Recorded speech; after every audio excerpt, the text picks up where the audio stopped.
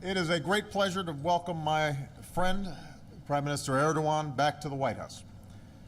This visit is also another opportunity for me to return the extraordinary hospitality that the Prime Minister and the Turkish people showed me on my visit to Turkey 4 years ago, and that included my visit to the Prime Minister's beautiful hometown of Istanbul. This visit reflects the importance that the United States places on our relationship with our ally Turkey, and I value so much the partnership that I've been able to develop with Prime Minister Erdogan.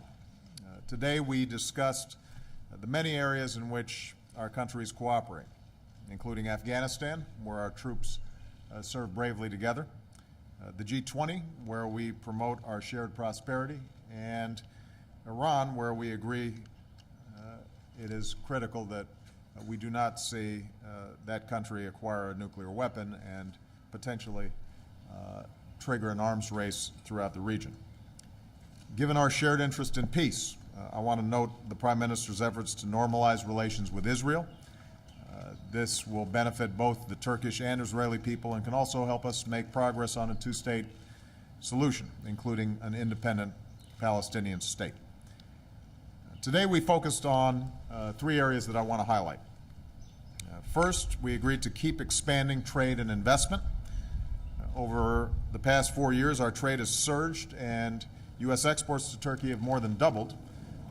As the United States pursues a new trade and investment partnership with the EU, I want to make sure that we also keep deepening our economic ties with Turkey.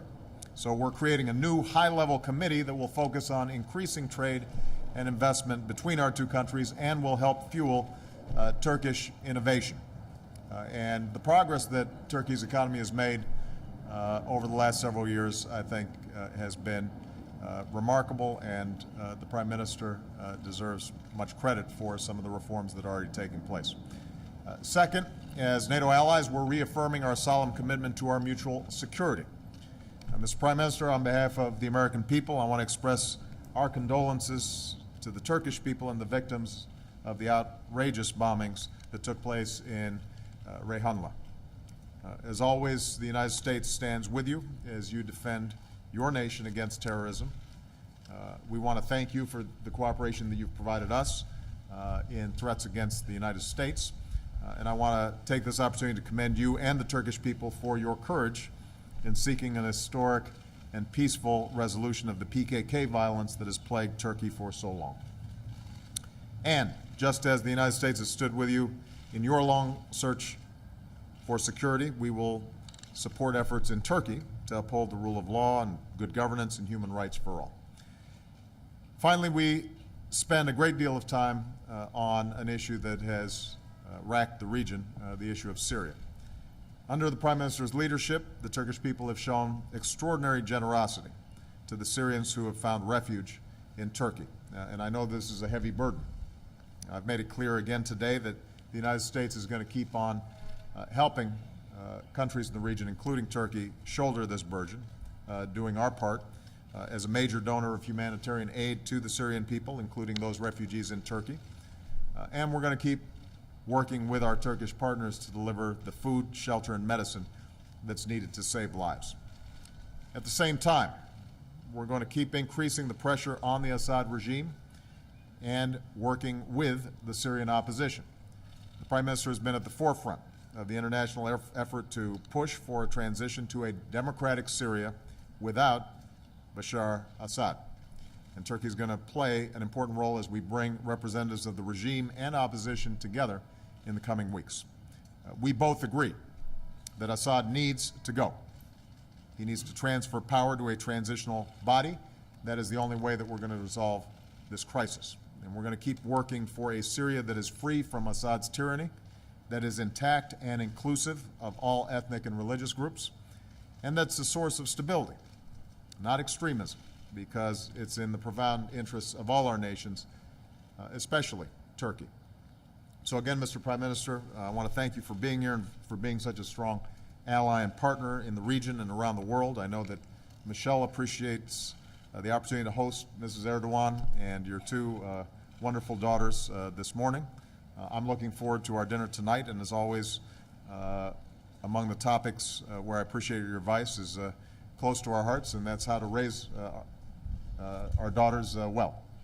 You're a little ahead of me in terms of their ages.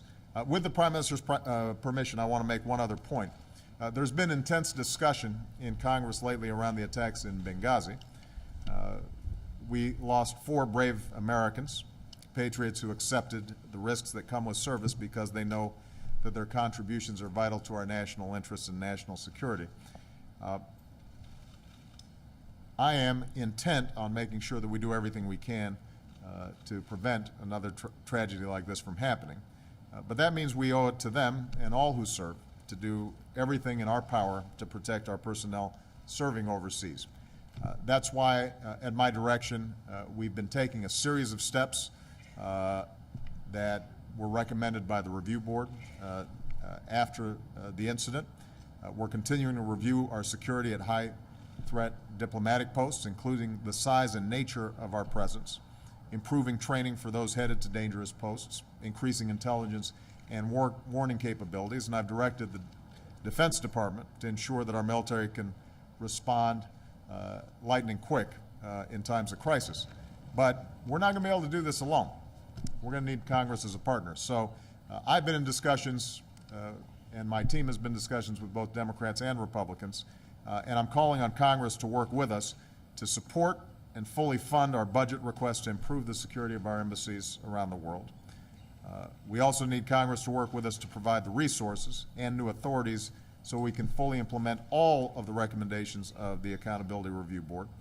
And we're going to need Congress's help in terms of increasing the number of our Marine Corps Guard who protect our embassies. So I want to say to members of Congress in both parties, we need to come together and truly honor the sacrifice of those 4 courageous Americans and better secure our diplomatic posts around the world. And I should add, by the way, that we're getting some help from the Turkish government on some of these issues.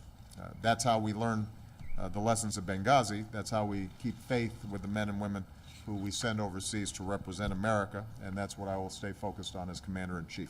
So with that, Mr. Prime Minister, welcome to the United States. I'm sorry the weather's not fully cooperating with our lovely Rose Garden press conference, but I think we'll be okay. Thank you. Mr. President, distinguished members of the press, ladies and gentlemen,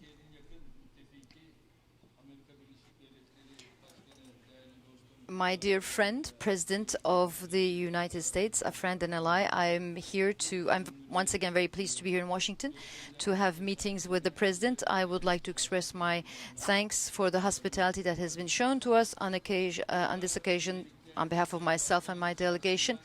In the President's person, I would like to express our condolences for the terror attack that took place in Boston. We express our condolences to the American people.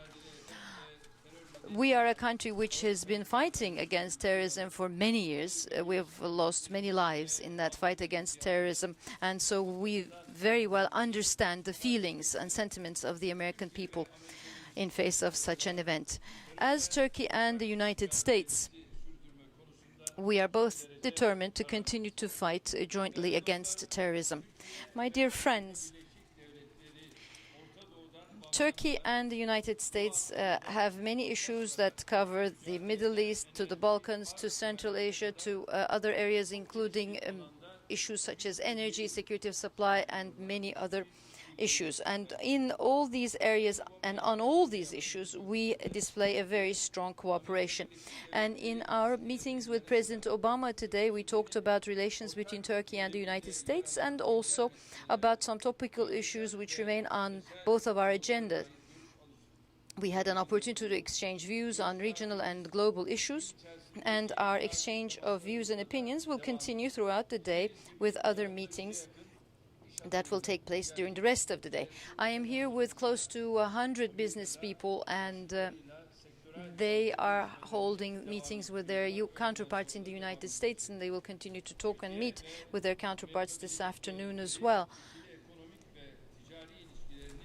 Bilateral economic relations between Turkey and the United States have to be improved, and we both have this aim. 10 years ago, our trade stood at $8 billion. At the moment, trade stands at $20 billion, but this amount is still not sufficient. We have to increase the amount of trade between our two countries. Bilateral economic and trade relations between Turkey and the United States will continue to develop, and as we carry forward with these efforts, we need to strengthen this relationship with free trade agreements and other agreements. And I can tell you that as leaders of our nations, we have the will to continue to develop our economic relations. In our discussions that pertain to regional issues, Syria was at the top of our agenda.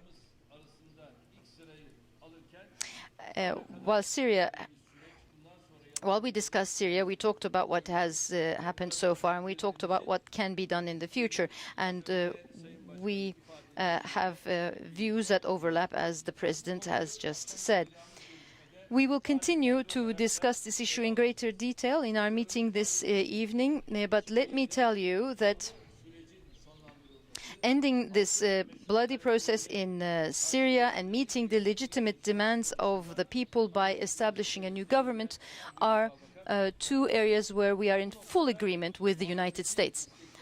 Supporting the opposition and Assad leaving are important issues. We also agree that we have to prevent Syria from becoming an area for terrorist organizations. We also agree that chemical weapons should not be used and all minorities and their rights should be secured. These are all priority areas for all of us. And we discuss what needs to be done on these issues with the President, and this evening we will continue to talk about these in greater detail.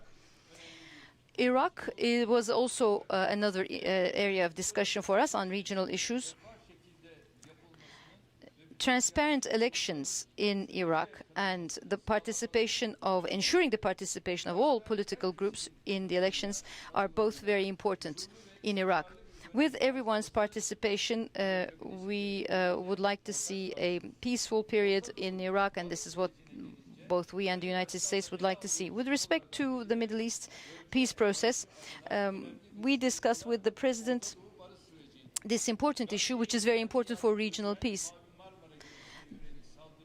In the attack against Mavi Marmara, which was taking humanitarian aid to Gaza,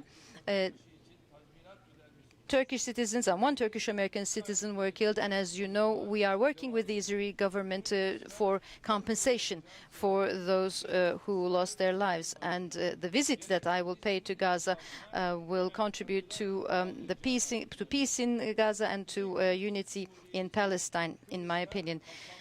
The Turkish Republic of Northern Cyprus is always in favor of, and in Cyprus we believe that there is a lot of opportunity to reach an agreement on the Cyprus issue, and this is an area which we continue to focus on. We've also discussed Iran, Azerbaijan, Afghanistan, and all these issues, and we have also briefly touched upon some developments in Africa and also about Myanmar.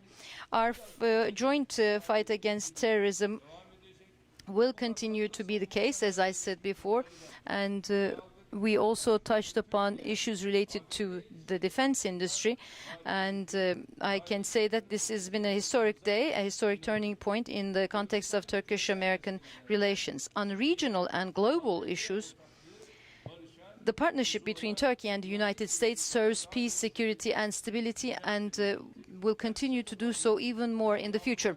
I will cut my remarks shortly, not because I am trying to flee from the rain. Rain is considered to be a great source of abundance, but I will stop here to say that I hope our discussions will be beneficial for our future relations. Thank you. Well, before we get started, let me just make sure that I'm a good host. Mr. Prime Minister, do you want an umbrella? Because we can arrange it if you need it. You're okay? All right. This will be an incentive for the press to ask concise questions and us to give concise answers.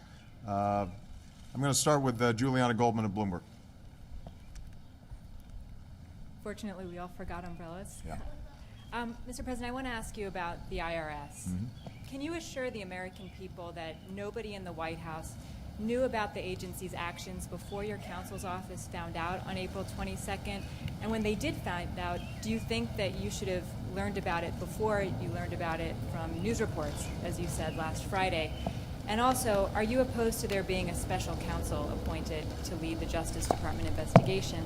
And also, Mr. Prime Minister, what is the status on efforts to normalize relations with Israel?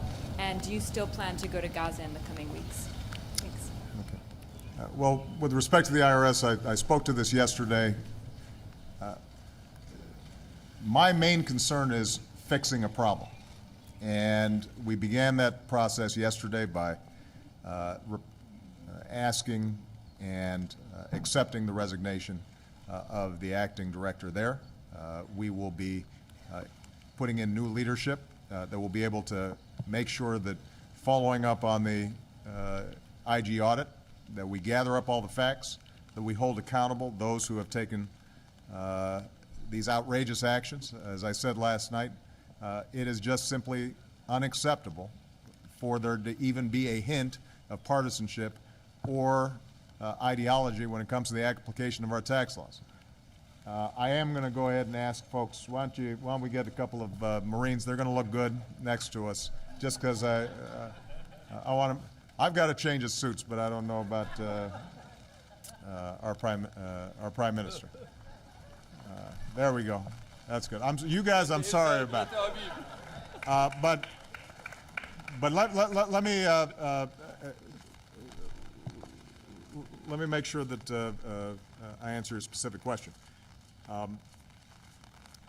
I can assure you that I certainly did not know anything about the IG report before the IG report had been leaked through the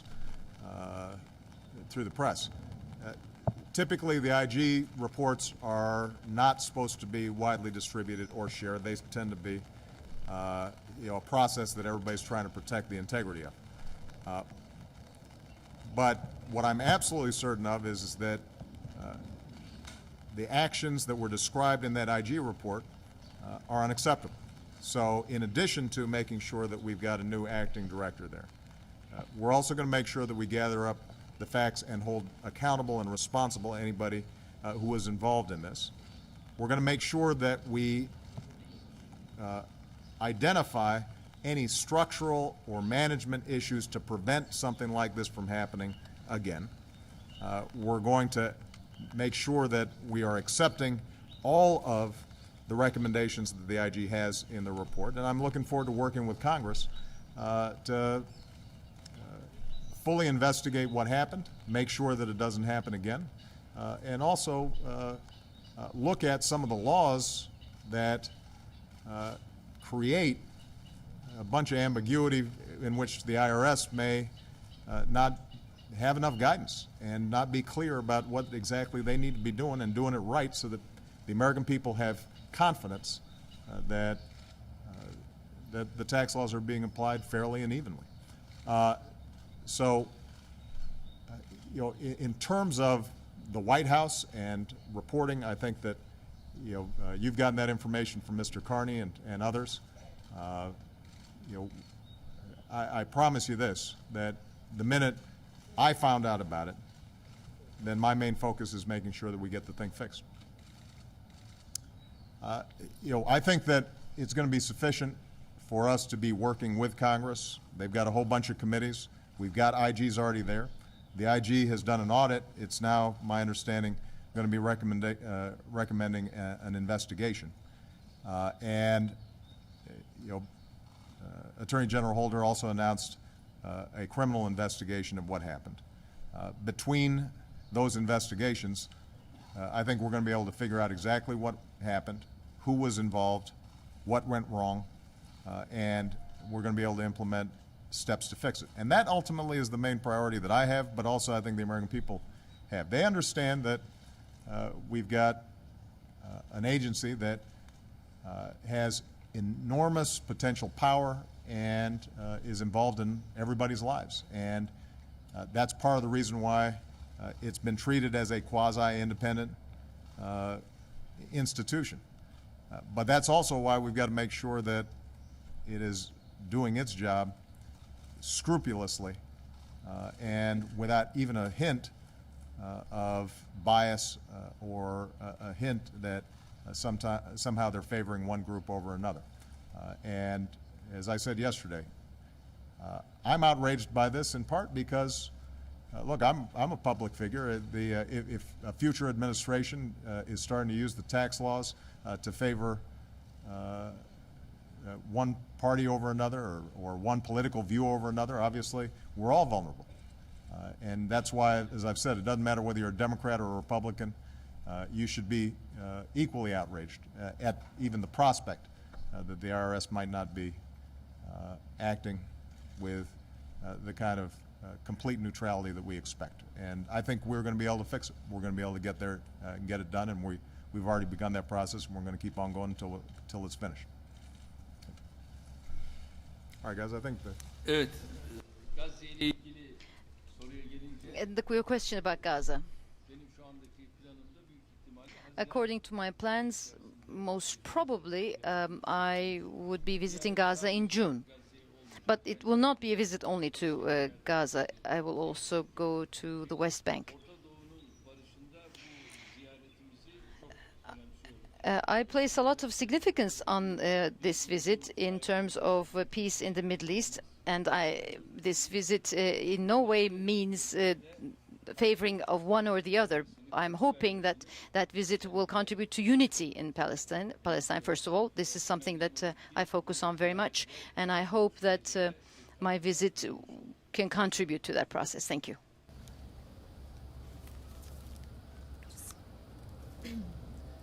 Aysun Turun Habertürk Televizyonu. Efendim öncelikle Aysun Turk from Habertürk. My first question to you, Prime Minister.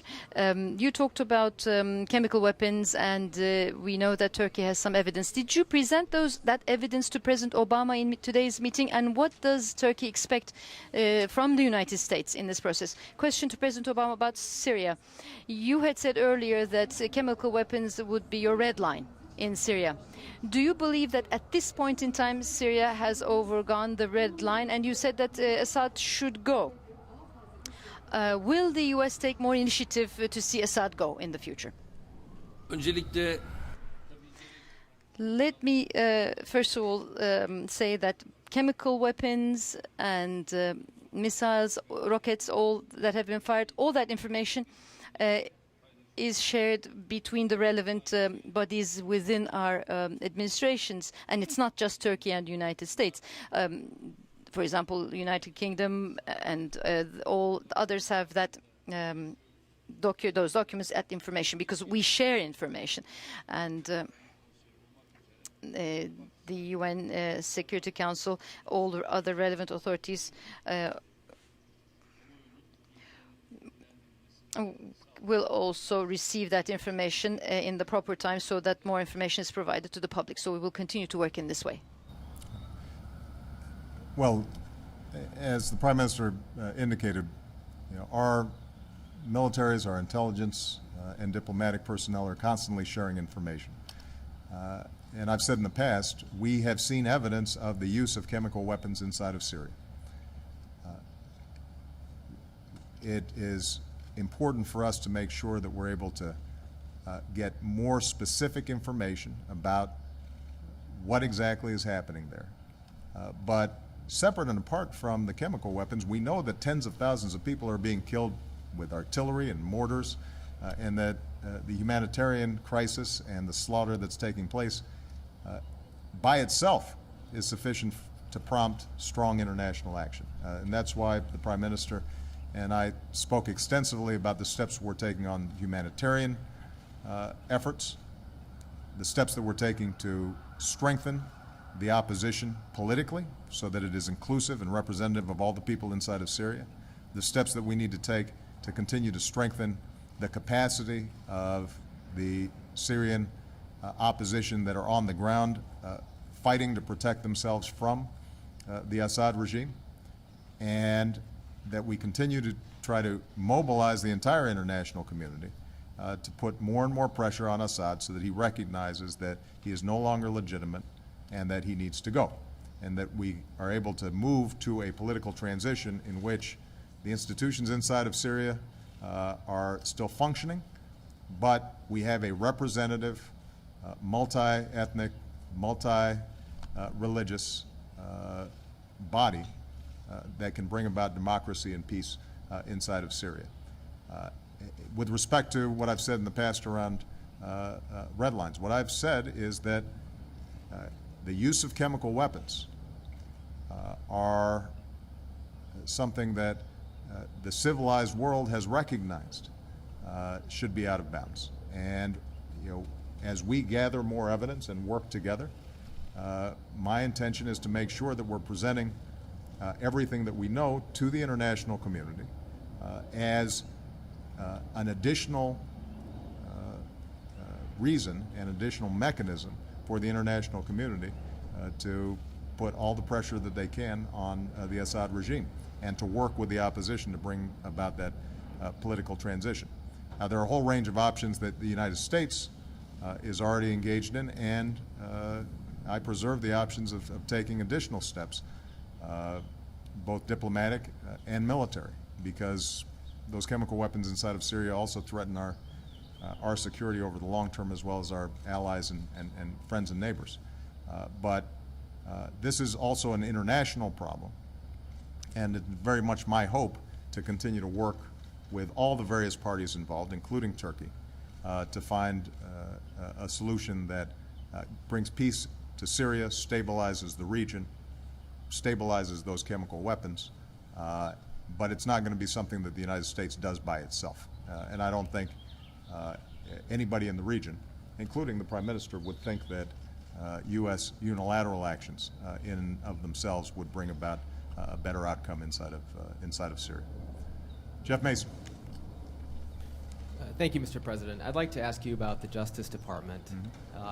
Do you believe that the seizure of phone records from Associated Press journalists this week, or before that was announced recently this week, was an overreach? And do you still have full confidence in your Attorney General? Should we interpret yesterday's renewed interest by the White House in a media shield law as a response to that? And more broadly, how do you feel about comparisons by some of your critics of this week's scandals to those that happened under the Nixon administration? Well, I'll let you guys engage in those comparisons, and you can go ahead and read the history, I think, and draw your own conclusions. My concern is making sure that if there's a problem in the government, that we fix it. That's my responsibility, and that's what we're going to do. That's true with respect to the IRS and making sure that they apply the laws the way they were intended. That's true with respect to the security of our diplomats, which is why we're going to need to work with Congress to make sure that there's adequate funding for what's necessary out there. Now, with respect to the Department of Justice, I'm not going to comment on a specific and pending case, but I can talk broadly about the balance that we have to strike. Leaks related to national security can put people at risk. They can put men and women in uniform that I've sent into the battlefield at risk. They can put some of our intelligence officers who are in various dangerous situations that are easily compromised at risk. U.S. national security is dependent on those folks being able to operate with confidence that folks back home have their backs. So they're not just left out there high and dry and potentially put in even more danger than they may already be. And so I make no apologies, and I don't think the American people would expect me as Commander-in-Chief not to be concerned about information that might compromise their missions or might get them killed. Now, the flip side of it is we also live in a democracy where a free press, free expression, and the open flow of information helps hold me accountable, helps hold our government accountable, and helps our democracy function. The whole reason I got involved in politics is because I believe so deeply in that democracy and that process. So, the whole goal of this media shield law that was worked on and largely endorsed by folks like the Washington Post editorial page and by prosecutors was finding a way to strike that balance appropriately. And to the extent that this case, which we still don't know all the details of, to the extent that this case has prompted renewed interest about how do we strike that balance properly, then I think now's the time for us to go ahead and revisit that legislation. I think that's a worthy conversation to have, and I think that's important. But I also think it's important to recognize that when we express concern about leaks at a time when I've still got 60,000 plus troops in Afghanistan, and I've still got a whole bunch of intelligence officers around the world who are in risky situations, in outposts that in some cases are as dangerous as the outpost in Benghazi, that part of my job is to make sure that we're protecting what they do, while still accommodating for the need for information, so, or the need for the public to be informed and be able to hold my office accountable. I asked about Holder as well, and for the Prime Minister, I wanted to ask you, sir, if the United States does not step up its involvement in Syria, in your view, how will that affect the war? And what plans do you have to react to the bombing of the border town that the President mentioned of Rehanla? Mr. Prime Minister, just excuse me, you're right. I have complete confidence in Eric Holder as Attorney General. He's an outstanding Attorney General, and does his job with integrity, and I expect he will continue to do so.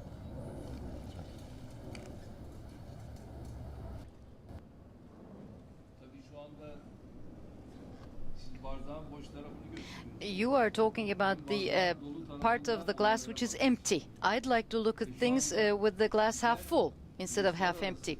Camianın Suriye konusundaki hassasiyetini What we would like to see is the sensitivity on the part of the international community with respect to what's going on in Syria.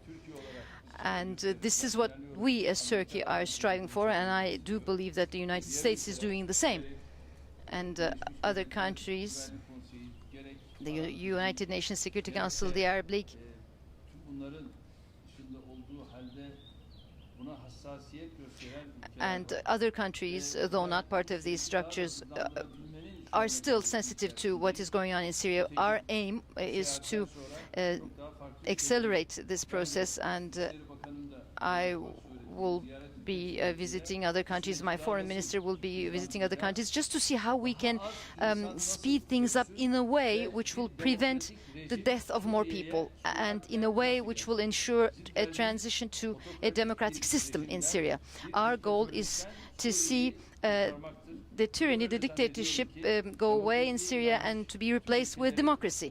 And I think this is a collective responsibility on the part of all countries that believe in democracy. And this is what we will all continue to do. My name is Selim Atalay. I'm with Turkish NTV Television. Mr. President, my first question is to you. You mentioned that Assad should go. And the question is how and when? Is there a rough timetable? And, for instance, shall we be talking about the Syrian tragedy next year, this time? What's the idea? And Sayın Başbakanım, Ankara... Mr. Prime Minister, before your departure from Ankara, you stated that you had expectations from this visit and that you have some expectations. What is your general observation about this visit? We would have preferred Assad go 2 years ago, last year, 6 months ago, 2 months ago. And there has been consistency on the part of my administration that Assad lost legitimacy when he started firing on his own people and killing his own people who initially were protesting peacefully for a greater voice in their country's affairs. And obviously that's escalated during the course of time. So The answer is the sooner the better. In terms of the question, how, I think we've already discussed that.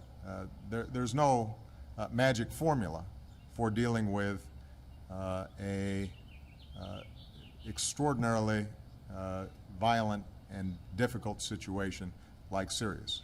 If there was, I think the Prime Minister and I would have already acted on it, and it would already be finished. And instead, what we have to do is apply steady international pressure, strengthen the opposition.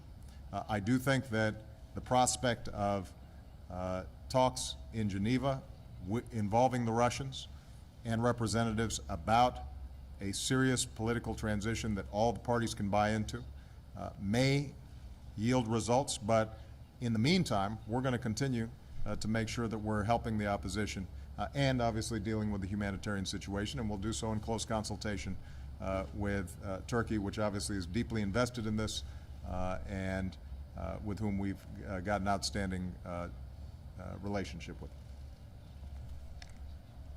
Çok teşekkür ediyorum. Bildiğiniz gibi Thank you very much. As you know, we will be meeting again this evening, so we'll have time to go in further detail. As I said before, our views do overlap, and with our discussions this evening, we will continue to explore what we can do together. What we şu anda yol haritası olarak can consider as parts of a roadmap looking at Geneva and beyond. Russia and China being part of this process is very important, and daimi üyeleri açısından önemsiyoruz. this is important in the context of the permanent members of the UN Security Council. Their participation in this process will certainly add greater impetus. The pressure of the international community continues to be a very important element. Milletler Güvenlik Konseyi ölçeğinde olayı değerlendirdiğimizde And when we look at the humanitarian support that we have provided so far, we see that support equaling to more than $1.5 billion. And we continue to keep an open door policy, and we will continue to do this because we have a border which is 910 kilometers in length with Syria. We have there are relatives across the border on each side. bölge barışı için So önemsiyoruz. Çünkü we will continue these efforts. These are all very important for regional peace because on the one hand you have the steps that have been taken, efforts that are in place to normalize relations between the Palestinians and the Israelis. We don't need to have other problems, issues in the region. noktasında adımlar atmıştık ki We had, as you know, taken steps to bring Syria and Israel together to solve their problems. We had 5 rounds of discussions, but unfortunately they came to an end. But I hope that all the steps that we take in the future with respect to regional peace will yield results, and we can work together with the United States with determination to achieve peace in the region. Thank you.